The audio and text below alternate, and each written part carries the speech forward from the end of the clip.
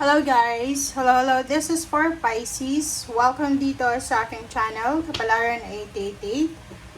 Welcome Pisces! So, titingnan natin ngayon yung second half ng April 2026. So, this is from April 16 hanggang 30 of 2026. So, in general tayo, please use your intuition. Check mo na yung message. Kung resonate sa'yo or hindi. Okay. So, for the first deck, titingnan natin dito kung ano ba yung lucky numbers nyo or ano ba ang possible na warning para sa inyo. Okay. Pisces, number 3.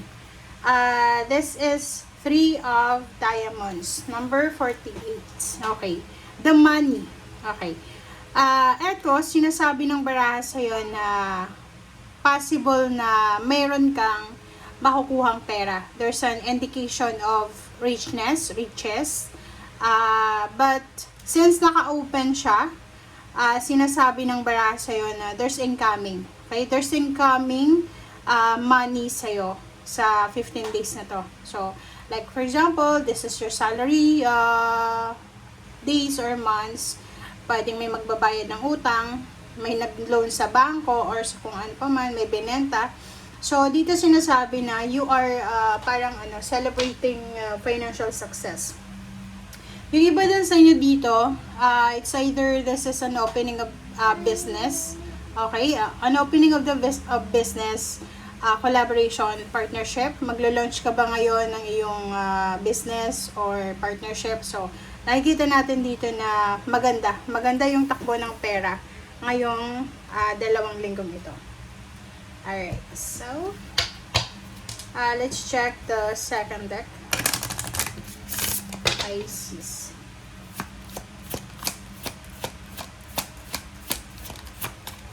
This is for Pisces. Enlighten, so wisdom. Illumination is here. So, yung mga Pisces dito na medyo nakakaranas kayo ng mga kadiliman sa buhay. Like, may mga confusion, nako-confuse ka, marami kang mga iniisip na bagay-bagay sa buhay mo. May fear ka din. So, whatever man ito na naguguluhan ka, sinasabi ng barahan na huwag kang mag-alala Pisces kasi malapit na yung illumination, yung clarity, malapit na yung liwanag, yung solution, yung answer. Okay? And this week din, possible na dumating siya this week, yung enlightenment and yung clarity na posibleng magsisimula ngayong linggong ito or posibleng mismo ngayong linggo. Alright.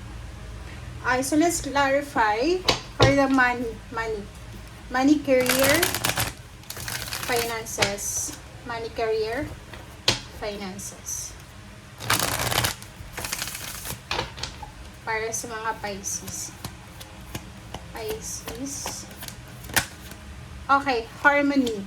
So, since hinahanap natin dito yung pera, pwedeng mag-asawa sila. Mag-asawa, magka-partner sa negosyo, mag-best friend, magkapatid, magnanay, magtatay. Or kung sino man dito, pwedeng mag-asawa, boyfriend, girlfriend.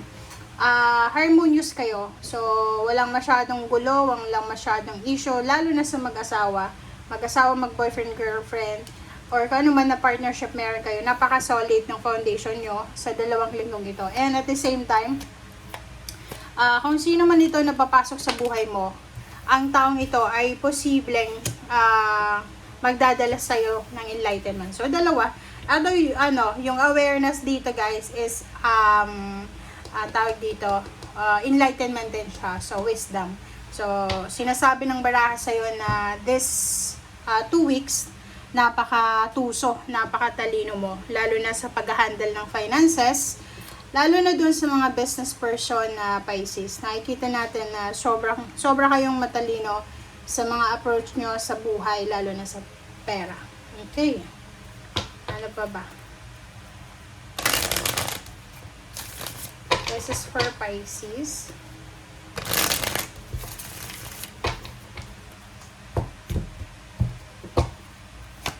Alright, so there's a 6 of Swords. Wow, Temperance. and Two of Cups. And wow. Ang nakikita ko sa'yo dito, marami siyang maraming sakop ito. Hindi lang iisang tao, napakarami siya. Kasi dito sinasabi ng baraha sa'yo na there's a couple or there's a family na you are planning to relocate or migrate, parang ganun. Relocate sa trabaho, sa bahay, sa business, parang ganun. Gusto mong lumipat. And Temperance is here. Sinasabi ng barahan na you need to be patient, okay? Kailangan mong maging mapasensya, okay? Kailangan mong maging mapasensya and at the same time, hintayin natin, okay?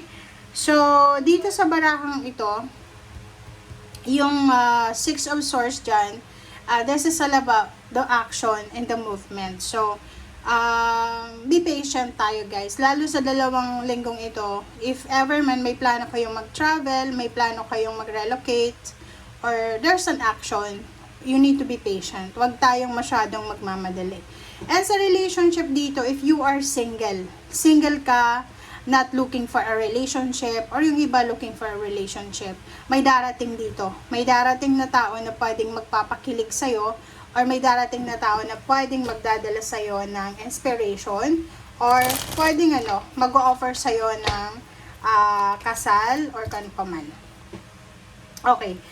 Three of Cups and Three of Pentacles. So, nakikita ko sa'yo dito, whatever directions man, Pisces, ang pupuntahan mo, simula ngayong linggo, sinasabi ng baraha sa'yo dito na posibleng may positive result. Kahit na naka-reverse yung Ace of Wands dito, nakikita ko sa'yo dito na, like for example lang ha, there's a promotion. Pwedeng i-promote ka, Pisces, pero ililipat ka sa mas malayong lugar, or there's a parang new direction na pwedeng tinuturo sa iyo ang universe, pero hindi ka masyadong excited. Pero ang nakikita natin dito, eto na yung simula.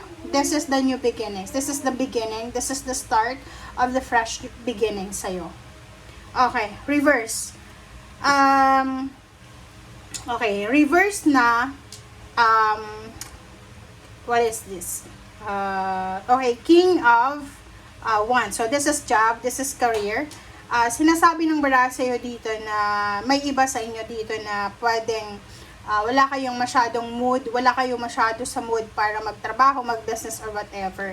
Kasi pwedeng yung iba tinatamad, yung iba nagbabakasyon, yung iba nasa lugar na malamig or mainit. So, you're enjoying the moment. Okay.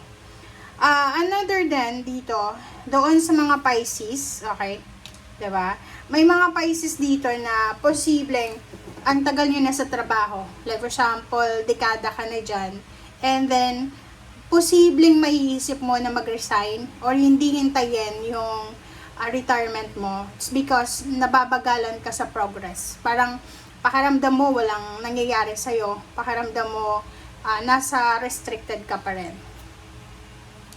Okay, this is the Sun. Wow. So, sa last week siya ng April. Okay, last week ng April, napakaganda.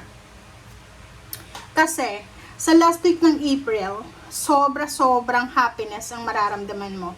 Unang-una, napakabilis ng mga pangyayari. Aapaw yung cups mo dito eh. By the end of April, going to May, parang nakikita ko sa'yo dito na there's so much reason to celebrate, to be happy, to be contented. Parang job well done, you will receive a congratulatory messages, you're happy and contented because of financial success, you're happy and contented because of your emotional success. So, maraming, especially if you are single, or if you are Pisces na you need financial help or emotional help, magiging sobrang masaya ka kasi maraming tao dito na posibleng makakatulong sa'yo, lalo na sa mga financial needs nyo. Tingnan mo siya, diba? Kung ikaw yung may kailangan na pera, may kailangan kang assistance emotionally, physically, may mga tao na willing kang tulungan. But if ikaw naman yung may kakayahan para mag-share, andito ka sa Empress. So, sinasabi ng baraha sa'yo dito na ikaw, Pisces, ikaw ang magiging tulay, daan para may mga pangarap na matutupad. So maybe yun nga dito mag-launch ka siguro ng business. So marami kang matutulungan na empleyado, syempre makakatulong ka sa kanila. Kumbaga ikaw Pisces, ikaw ang yung pagtupad mo sa pangarap mo, okay? This is your fulfillment of your dreams, ay fulfillment of dreams din ng ibang tao na nakapaligid sa'yo. Okay? Thank you guys. Bye!